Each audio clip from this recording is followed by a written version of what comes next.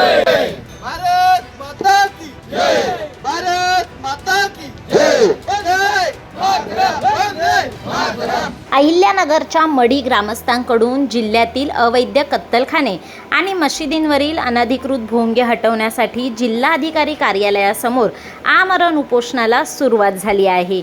2 महिन्यापूर्वी जिल्हाधिकाऱ्यांना आम्ही निवेदन देत कत्तलखाने आणि मशिदींवरील भोंगे बंद करण्यासाठी सांगितले होते, मात्र आम्हाला कुठलीही दाद दिली नसल्याचं मढी गावाचे सरपंच संजय मरकड यांनी म्हटले आहे।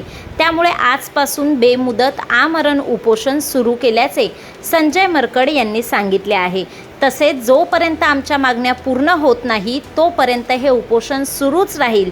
जर प्रशासनाने दुर्लक्ष केले तर अहिल्यानगर जिल्ह्यात टप्प्याटप्प्याने रास्ता रोको आंदोलन केलं जाईल, असा इशारा संजय मरकड यांनी यावेळी दिला। उपोषणस्थळी मोठ्या प्रमाणात ग्रामस्थ उपस्थित होते। यावेळी त्यांनी भजन करत घोषणाबाजी देखील केली। गेले 2 महिन्यापासून अहिल्यानगरच्या जिल्हाधिकाऱ्यांना आम्ही पत्रव्यवहार करत होतो की अहिल्यानगर जिल्ह्यातील व अहिल्यानगर शहरातील सर्व गोवंशाचे कत्तलखाने बंद करून जमीनदोस्त करण्यात यावेत व या अहिल्यानगर जिल्ह्यामधील जे काही मस्जिदी असतील त्यावरील भोंगे हे काढून टाकण्यात यावेत। यासाठी आम्ही त्यांना पत्रव्यवहार केला।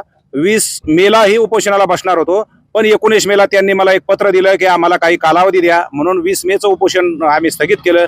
त्यानंतर आज जवळजवळ 26 दिवस झाले कुठल्याही प्रकारची कार्यवाही जिल्हाधिकारी साहेबांनी या जिल्ह्यामध्ये केलेली नाही आणि म्हणून आज आम्ही या ठिकाणी सर्व कानिफनाथ आखाड्यातील साधू, महंत, वारकरी, शिक्षण संस्थेतली वारकरी, कीर्तनकार व सर्व गोरक्षक या ठिकाणी आमरण उपोषणाला बसलेलो आहोत।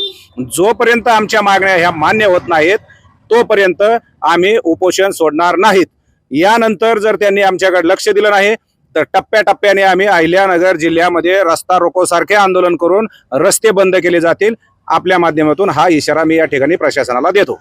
श्री राम जय जय राम।